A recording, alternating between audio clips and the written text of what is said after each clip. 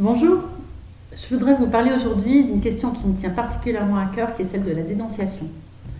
Alors l'actualité nous montre que l'humanité est en train d'entrer dans l'ère de la transparence et qu'il y a des faits qui sont particulièrement sordides qui sortent du silence.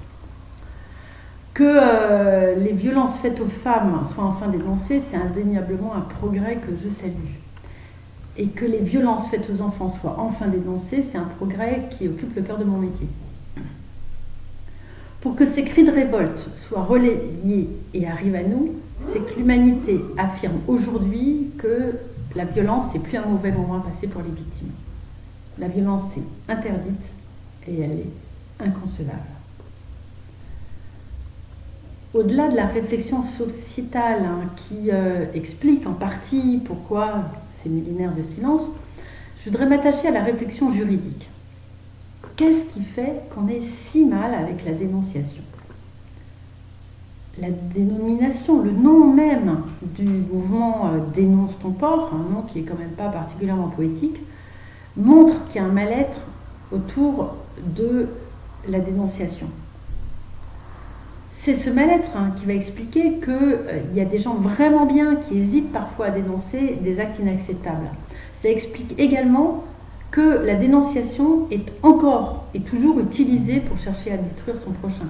Vous ne pouvez pas imaginer le nombre de fausses dénonciations que reçoivent les autorités publiques et les employeurs, juste dans le but de nuire. Et ça marche très bien.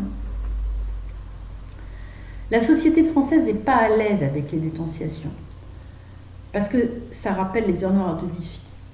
Alors qu'il y a des millions d'hommes et de femmes qui ont été tués, déportés ou torturés sur la dénonciation d'appartenance, qui était vraie ou supposée, à la religion juive, à la résistance, au mouvement maçonnique ou à des origines, par exemple les Roms, ou aussi des communistes, ou qui avaient des attirances homosexuelles. Ça en fait des millions de morts sur la base de dénonciation. Et en même temps, il y a eu des hommes et des femmes courageux qui ont dénoncé les horreurs du nazisme. Alors, la parole, elle est courageuse ou elle est destructrice ? Après-guerre, les autorités publiques, alors à tort ou à raison, ont voulu éviter le débat sur la dénonciation pour éviter de recommencer un nouveau conflit. Mais voilà, plus de 70 ans plus tard, la question de la dénonciation reste très sensible et très floue dans l'âme des Français. Pourtant, en 2007, il y a tout un dispositif légal qui est venu encadrer la dénonciation, en particulier dans le domaine de la protection de l'enfance et avec beaucoup de précision. Alors, ce que je vous propose, c'est de vous montrer le cadre juridique de cette parole qui dénonce son prochain. Et pour commencer, voilà quelques définitions. Juste avant, pour se simplifier, je voudrais employer le terme dénonciation comme un terme générique, voilà, pour désigner toute transmission d'informations nominatives, c'est-à-dire on va dénoncer des éléments sur une personne déterminée à une autorité qui peut prendre une sanction sur cette personne, c'est-à-dire à l'autorité judiciaire, au procureur de la République, à l'employeur, au président du conseil départemental qui reçoit les informations sur les enfants ou sur les familles d'accueil, à la CAF, au fisc, à qui on signale du travail au noir, etc. Ça, c'est mon quotidien, mais je suis sûre que vous avez certainement plein d'autres exemples en tête. Pour rester dans le vocabulaire, on va parler un peu de l'argot. Parce qu'en argot, dénoncer, ça se dit balancer. Balancer son porc. Comme si la personne dénoncée devenait la propriété de la personne qui l'a balancé. Alors ça montre en tout cas que dénoncer, c'est prendre le pouvoir sur l'autre. Alors peut-être pour rétablir une relation qui a été déséquilibrée par la prédation de l'homme sur la femme. Est-ce qu'il n'est pas étonnant que le terme balancer traduise cette volonté de rétablir un équilibre avec cette révélation sur la vérité, sur des agissements qui sont inacceptables à travers sur certains hommes à l'égard de femmes qu'ils font considérer comme leur proie. J'en viens donc à l'ensemble de définitions et donc à l'ensemble des dispositifs. Commençons par les définitions. Avec la loi du 5 mars 2007 sur la protection de l'enfance qui utilise les termes information préoccupante. Information préoccupante, ça désigne la dénonciation d'éléments qui mettent en danger un enfant sur les plans de sa sécurité, de sa santé, de sa moralité, de son éducation ou de son développement. C'est très très cadré par la loi. Voilà pour ce qui est de l'information préoccupante. La délation, c'est complètement différent. La délation, c'est le fait de fournir des informations concernant les appartenances ou l'état de santé de la personne. Alors, la délation, ce n'est pas un terme à proprement parler juridique. Alors, dans mon propos ici, je vais limiter la délation au fait de dénoncer des appartenances sexuelles, c'est l'homosexualité notamment, des appartenances ethniques, religieuses, des appartenances à des mouvements de pensée ou des informations sur des problèmes de santé ou de handicap. Alors, ça signifie mon voisin est alcoolique, votre ex est pervers et le sien est bipolaire. Vous voyez ? Que ça soit vrai ou faux. La raison de la dénonciation, c'est l'intolérance. Si on se sent obligé de signaler qu'une personne est transsexuelle ou qu'elle est tzigane, c'est quand même pas les transsexuels ou les tziganes. Et qu'on est persuadé que ce préjugé est partagé par notre interlocuteur. Quand la dénonciation est fausse et qu'elle est faite dans le but de nuire à la personne, et qu'elle est faite, par exemple, à son employeur, ou au procureur de la République, etc., ou au fisc, donc à une autorité qui peut prendre une sanction. Ça s'appelle une dénonciation calomnieuse. Et il y a souvent une confusion avec la diffamation. Alors la diffamation, j'en parle pour vous dire que ce n'est pas le sujet ici, parce que c'est un délit de presse. La diffamation, c'est le fait de dénoncer par voie de presse un fait qui est faux. Vous voyez ? Alors, parfois, c'est un jeu qui va être utilisé par les médias pour connaître la vérité. Par exemple, pour porter plainte en diffamation contre un hebdomadaire, les personnes dont on a parlé dans cet hebdomadaire doivent montrer qu'elles n'ont pas fait les actes dont parle ce journal. Donc, voilà, c'est un jeu qui peut être organisé et tout ça pour dire que je ne vais pas en parler ici parce que c'est compliqué. Je commence donc avec la parole courageuse. Il y a la parole courageuse, la parole lâche, et je vais commencer avec la parole courageuse, celle qui dénonce à une autorité des faits qui n'auraient pas dû se produire. Parce que ces agissements agressent une personne, ou un animal, ou la planète. La dénonciation de ces faits est un acte courageux. C'est elle qui va faire progresser les consciences. Alors, par exemple, je salue les associations qui ont mis en ligne les images des horreurs faites aux animaux dans certains abattoirs. Parce que ça a déclenché une réflexion générale sur le bien-être animal, même si cette réflexion est loin d'être aboutie.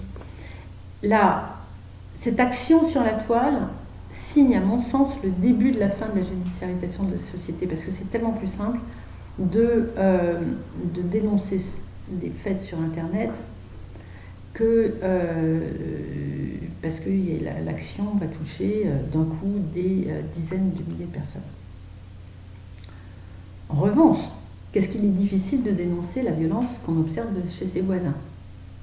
Alors, il y a la peur des représailles, il y a la hantise de ressembler à un collabo, l'aspect un peu de quoi je me mêle. Et puis, on ne connaît pas bien la réaction de la victime. C'est tellement d'obstacles à dépasser. Quand je dis qu'on ne connaît pas bien la réaction de la victime, c'est parce que des fois, on peut s'agacer de cette femme qui reste avec la personne qui lui fait du mal. Et donc, ça aussi, ça peut être un obstacle à la dénonciation. La difficulté, c'est qu'on s'attaque ici à des personnes, à des violences qui sont perpétrées dans un espace clos, un espace caché, l'espace de la cellule intrafamiliale. Alors, comment savoir la vérité? Puis, il y a tant de victimes qui la taisent, cette vérité, par loyauté à l'égard du conjoint ou des parents, ou parce qu'ils ne savent pas que ce qui leur arrive, ça ne devrait pas leur arriver. Ou bien des enfants qui vont disséminer cette vérité entre plusieurs personnes. Alors, par exemple, ils vont dire à l'institutrice que quand ils sont punis, ils vont au coin, et puis au centre aéré que le coin c'est le placard, à la maman du copain que le placard n'est jamais allumé, et puis à la nounou que parmi les bêtises sanctionnées, il y a le fait de rigoler quand on est à table, ou bien de mettre trop de dentifrice sur la brosse à dents. Vous voyez, l'information est éclatée entre plusieurs personnes, et c'est pour ça qu'on a créé les cellules de recueil des informations préoccupantes. Parce que quand on a travaillé sur des cas de violence abominable qui ont été faits sur les enfants, on s'est aperçu qu'en réalité les adultes savaient, mais ils n'avaient pas entendu, parce qu'ils n'avaient que des morceaux d'informations souvent. Et c'est pour ça qu'il ne faut pas seulement entendre la parole, les mots de l'enfant. Il faut entendre tous les mots et l'espace non verbal. Que dire réellement? Quelle est la terreur dans les yeux? Qu'est-ce qu'il veut dire cet enfant? Voilà. Alors, s'il vous plaît, quand vous recevez une telle parole d'une personne, d'une victime, faites en sorte de connaître la fréquence et la durée des maltraitances. Alors, par exemple, le placard tout noir, ça s'est passé une fois pendant le temps du dessert, une fois trop, hein. Ou bien ça se passe chaque jour pendant 2 heures. La fréquence et la durée des maltraitances. Je me bats pour que ça soit indiqué dans les informations préoccupantes. C'est ce qui peut faire passer du délit de violence au crime de violence habituelle sur mineurs ou sur personnes particulièrement vulnérables. Ça change complètement la donne en termes de maltraitance. La fréquence et la durée des actes. Une société démocratique ne peut pas organiser un contrôle systématique de la vie privée des personnes. Elle ne peut pas installer des caméras dans les alcôves, ni enquêter trop facilement sur les citoyens. C'est pour ça qu'elle a besoin de personnes courageuses qui vont prendre sur elles de dénoncer ce qui est inacceptable, parce que leur proximité avec la victime fait qu'elles sont au courant. Le voisinage, la famille proche ou moins proche, les relais des victimes. Mais cette dénonciation, cette information préoccupante doit être une parole propre. C'est-à-dire qu'elle doit se limiter à dénoncer les faits, les comportements, les actions qui sont interdites. Pas les appartenances. Pas mon voisin musulman bat sa femme. Sinon, on va créer des raccourcis dans la tête des gens. Mais telle personne frappe telle autre avec telle force, telles injures, tel niveau de cri, tous les jours, pendant un quart d'heure, vers 20h. La victime crie ou pleure ou tombe. Est-ce que je suis intervenue? C'est ça la vraie information. Et je rappelle que les citoyens ont l'obligation de dénoncer les mauvais traitements, les sévices, privations, atteintes sexuelles, crimes, etc. Parce que les citoyens doivent aider l'état de droit. Les professionnels qui sont soumis au secret professionnel peuvent se taire tant qu'ils font quelque chose. C'est beaucoup plus complexe pour eux. Alors, il y a un très curieux texte qui est l'obligation de porter secours. Ce texte est curieux dans son histoire et il oblige tout citoyen à porter secours aux victimes de crimes, de délits contre l'intégrité corporelle ou aux victimes, aux personnes en situation de péril. C'est un texte qui a vraiment une origine étonnante, parce qu'il a été créé dans le but de lutter contre les actes de résistance. Quand les résistants faisait sauter les rails des trains, personne n'avait vu qui c'était.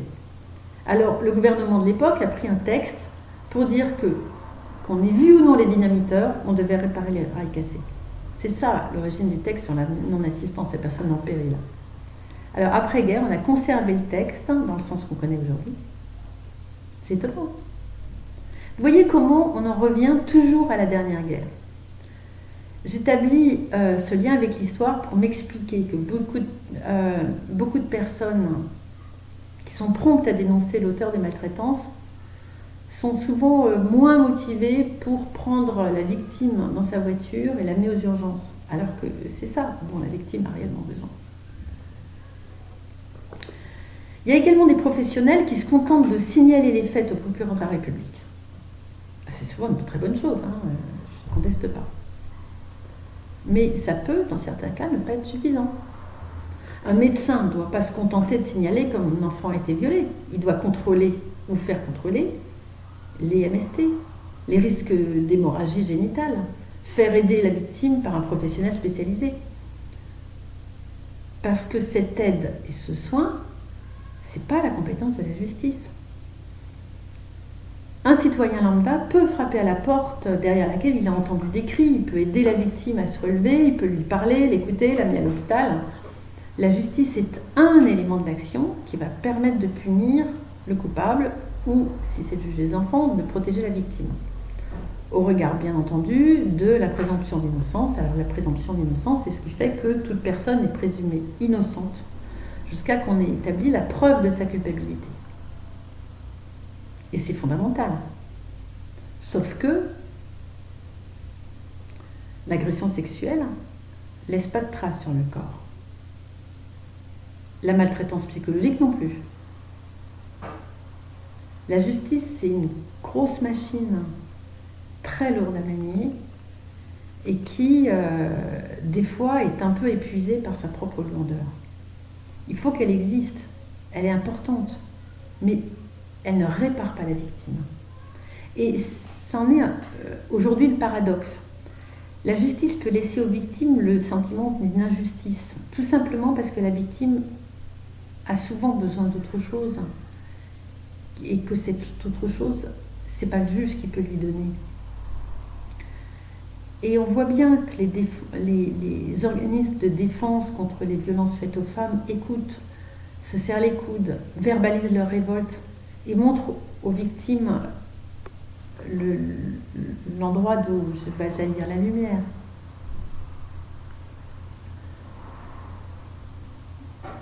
J'en viens maintenant plus spécifiquement à l'information préoccupante. Ce vocable a été créé pour déculpabiliser les personnes qui ont le courage de dénoncer les actes qui mettent en danger les enfants. Dans les départements, on dit IP, mais personnellement, je n'ai pas envie des sigles parce que les sigles, ça empêche de réfléchir. Ce qui est important de dénoncer aux conseils départementaux, c'est les actes, les comportements qui mettent en danger. Alors pas forcément une malveillance, ça peut être une incompétence. Ces actes et ces comportements qui créent un danger pour la sécurité, la santé, la moralité. Alors par moralité, vous entendez les valeurs, les repères, l'éthique, l'éducation ou le développement psycho-affectif ou social des enfants. Pas les appartenances des parents. Pas le fait que madame a refait sa vie avec une autre femme ou que le père prie un dieu qui n'est pas le nôtre. D'ailleurs, ces informations qui révèlent des appartenances des adultes doivent obligatoirement disparaître des dossiers, surtout s'ils sont informatisés. Et les informations préoccupantes classées sans suite doivent elles-mêmes disparaître de l'informatique au bout d'un an. Il est fondamental que la société oublie tout ce qui n'est pas avéré. Et il est fondamental, quels que soient les actes des parents, que les informations préoccupantes soient instruites dans le respect de leur dignité. Pour les femmes ou les hommes victimes de violences, ce sont les actes de violence physique, verbale, sexuelle qu'il faut dénoncer. Pas le fait que ces femmes ou ces hommes ont des mœurs qui nous dérangent. Les actes interdits. Que les actes interdits.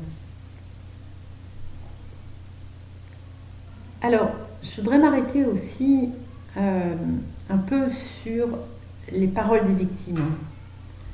Surtout parce que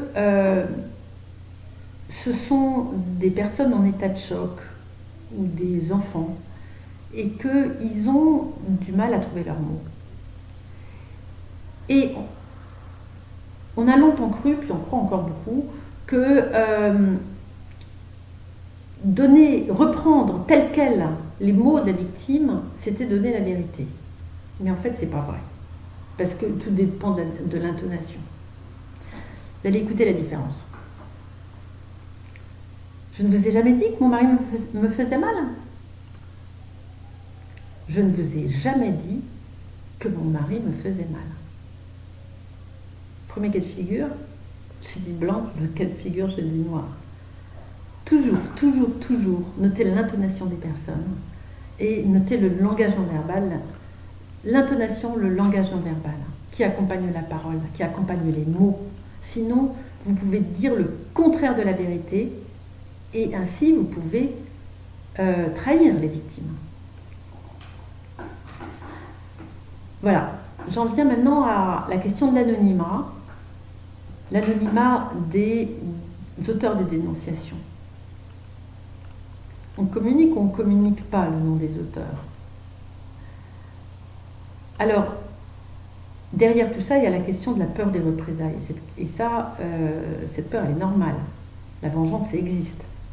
Mais en même temps, est-ce qu'il faut encourager la dénonciation anonyme ?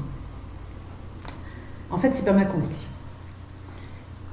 Je pense que quand on encourage la dénonciation anonyme, quelque part, on peut transmettre l'idée que dénoncer, ce sera un peu honteux.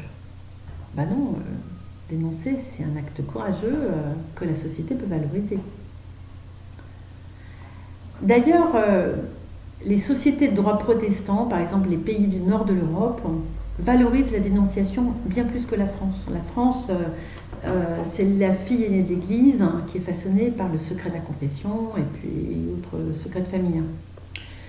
Donc, tout ça pour vous dire que personnellement, je ne partage pas le point de vue de la CADA, la Commission d'accès aux documents administratifs, qui rend des avis dans lesquels elle dit que le nom des auteurs d'informations préoccupantes n'est pas communicable aux intéressés.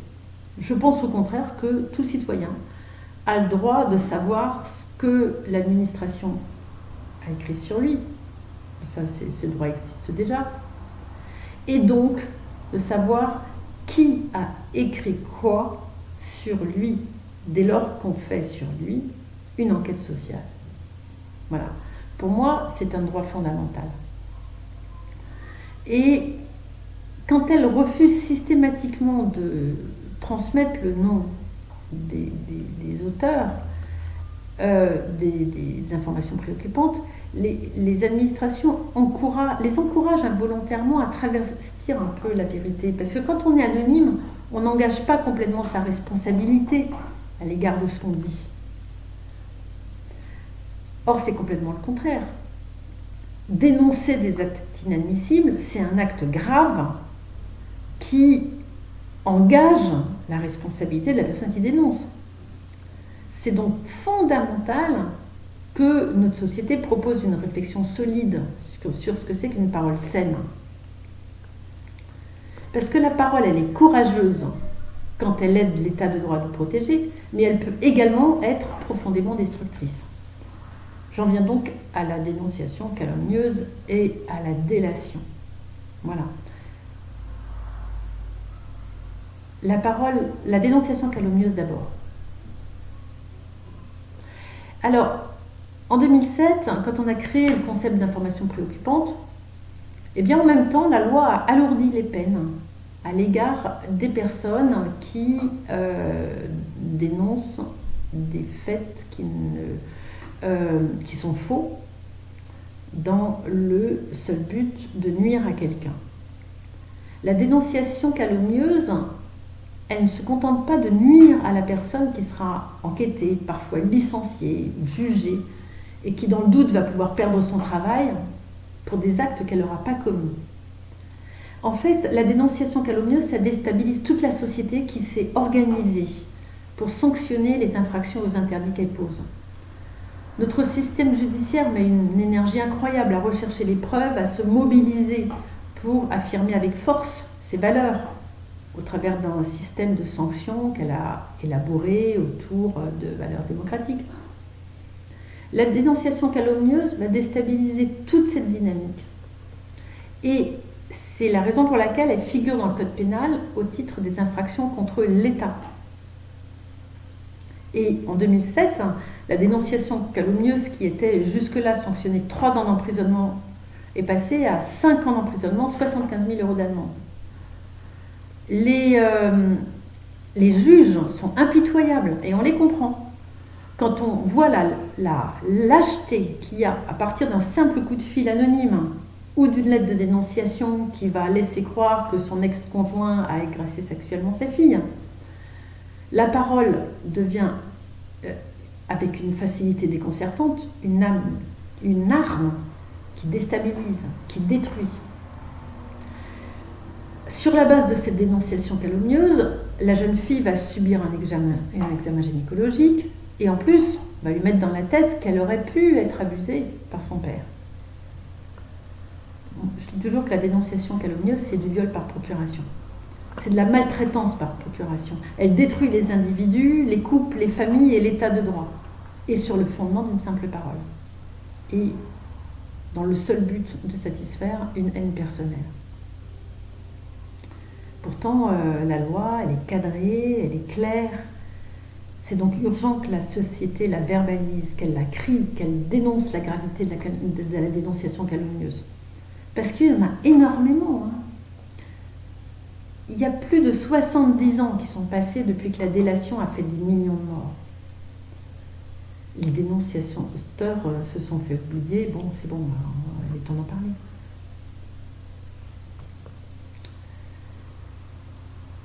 Je termine maintenant donc avec la délation. Vous savez, dans la définition que j'ai retenue ici, je parle de la dénonciation d'appartenance sexuelle ou de mouvement de pensée, ou la délation autour de diagnostics médicaux. Et cette fois-ci, une nouvelle fois d'ailleurs, la loi est extrêmement claire. Elle prend sa source dans le dispositif informatique et liberté du 6 janvier 1978. Alors, cette loi, je l'aime. Est-ce que vous réalisez qu'en 1978, au début de l'informatique et bien longtemps avant Internet, on a fait une loi visionnaire qui a posé fermement l'interdiction de faire entrer dans les ordinateurs des informations sur la santé, les mœurs, les opinions politiques, religieuses, syndicales ou philosophiques des personnes. Alors, moi je trouve ça génial quand on y pensait déjà en 1978. Juste un mot, parce qu'il y a des professionnels qui me parlent des possibilités de partage d'informations d'informations qui sont d'ordinaire protégées par le secret professionnel. Oui, mais jamais ces informations-là. Elles ne peuvent jamais être partagées à l'heure où toute information est validée informatiquement. Et puis, il faut savoir aussi que le 15 mai 2018, le RGPD, le règlement européen du 27 avril 2016, élargit les possibilités de contrôle de tout ce qui touche à la vie privée des personnes. Aucun mail de la DRH pour dire que ce salarié est en longue maladie en raison d'un cancer. Aucun tableau, monsieur le ministre de l'Éducation, pour lister les enfants selon leur capacité cognitive. L'eugénisme, ça a existé. Et l'envie en revient en ce moment avec tout le discours qu'on entend sur le transhumanisme. Aucun courriel ou compte-rendu de réunion pour expliquer que c'est parce que cette salariée est homosexuelle que ses collègues ne la supportent pas. Les injures et le harcèlement sont interdits. Ce sont eux qu'il faut dénoncer, pas les mœurs des victimes. Aucun rapport donnant les diagnostics médicaux pour expliquer pourquoi ces personnes demandent de l'aide ou n'arrivent pas à élever correctement leurs enfants. Je dis hormis le milieu de soins. instruire une information préoccupante qui mentionnerait que les parents seraient musulmans, ce serait créer, participer à la création d'un contrôle social indirect, inconscient autour des religions. Et puis ensuite, ce serait informatiser l'appartenance à cette religion. Ce serait donc générer un raccourci extrêmement dangereux. Mariage forcé et musulman. On marque les deux informations dans le même texte informatisé. Mais les mariages forcés, c'est pas que les musulmans, et c'est pas tous les musulmans. Les violences aux femmes non plus. Les violences aux femmes, les mariages forcés, l'excision, tout ça, ça doit être dénoncé, pas les religions.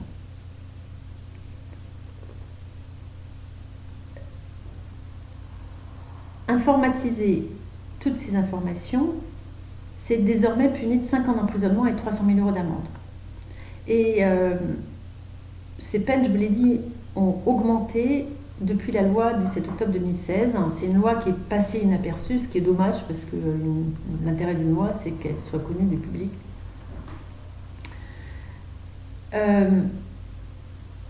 Mais pourquoi c'est interdit? C'est parce que les informations sur les appartenances des personnes, sur leurs origines ethniques également, sur leur état de santé, peuvent être récupérées à des fins malveillantes. Ça engage donc les valeurs des démocraties. Une démocratie ne peut pas prendre ce risque-là. Alors, j'ai parlé des informations qui étaient informatisées. Ceci dit, soyons clairs, c'est quasiment impossible d'empêcher la diffusion de ces informations sur le net. Alors, c'est la raison pour laquelle il est d'autant plus important d'avoir une réflexion au niveau national, parce que c'est la conscience des internautes qui va séparer le bon grain de livret et l'information malveillante de l'information importante. Voilà, j'espère vous avoir aidé à prendre conscience de la force de la parole, parole protectrice, parole destructrice, parole tsunami, voilà, et en contrepoint de la force du silence. Silence au service du respect de la dignité des personnes, ou qui couvre des faits inacceptables. Je rappelle que celui qui sait et ne fait rien commet le délit de non-assistance à personne en péril. Et à l'opposé, je salue toutes celles qui ont eu le courage de se rassembler pour dire stop à des agissements inadmissibles sur leur corps. La parole vraie, solidaire et organisée, collectivement, fait évoluer les fondements même de notre société. Elle rend possible l'évolution des consciences. Voilà. J'espère que mon intervention sera un petit grain de sable à l'égard d'une société qui doit travailler en profondeur à la parole qui libère comme à celle qui détruit. Merci.